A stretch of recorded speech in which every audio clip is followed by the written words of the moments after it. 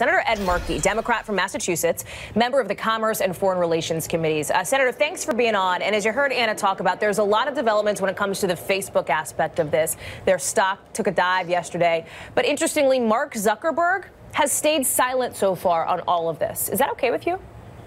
No, not at all. It's time for Mark Zuckerberg to come to Congress and testify as to what the privacy protections are that Facebook has on the books and how this happened. How did Cambridge Analytica break through this world of social media that we have in our country and grab 50 million Americans' private information? We need to know the answers to that from Mark Zuckerberg himself. He should be testifying before Congress. So the Commerce Chair, John Thune, sent a letter to Zuckerberg over the past 24 hours asking for information about this exact issue, data exposure, other actions by third parties like Cambridge Analytica. There's a deadline on this, March 29th.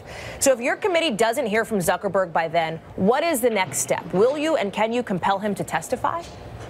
Well, back in 2010, when there was an oil spill in the Gulf of Mexico, we compelled the CEO of BP to come to Congress to explain what happened.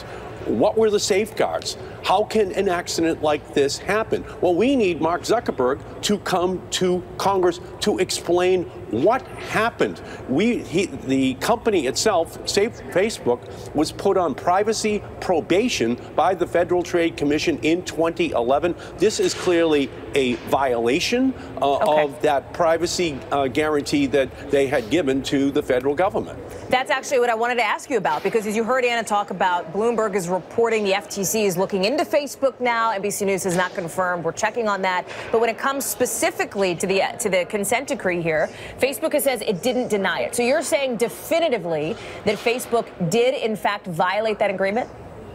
Well, that's why we need to have the hearing. But clearly, the intent of the consent decree in 2011 is that there be pretty much a privacy bill of rights, that people have the right to know that their information is being gathered, that they have a right to know if it's being sent to other institutions, and that they have a right to say no, that they don't want that information compromised. Clearly, all parts of this privacy guarantee were violated here, and the American people have a right to know whether or not Facebook, in fact, put protections in place and what they're going to do in the future to make sure this never happens again. Throw the odds on it, though, Senator. We haven't seen Zuckerberg come in front of Congress.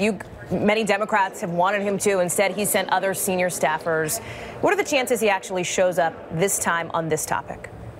Well, when the CEO of BP showed up, he had no intention of showing up either. But you cannot have the greatest environmental disaster in America and not, in fact, have the CEO of that company show up. Here, you have the greatest compromise of privacy in the history of our country. It could have led to, in fact, a compromise of the presidential election of 2016. We don't know fully yet what Cambridge Analytica did with all of this information, what the relationship was with the Trump campaign or with the Russians. We have to get to the bottom of it. But Steve Bannon is part of that company.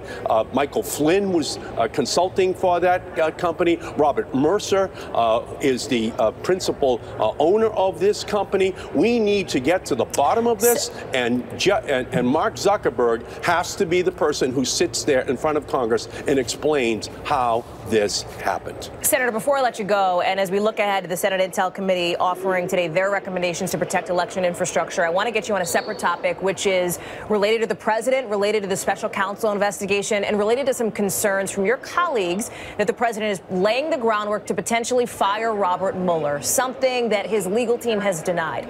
Does Congress need to put in place, in your view, protections for Mr. Mueller?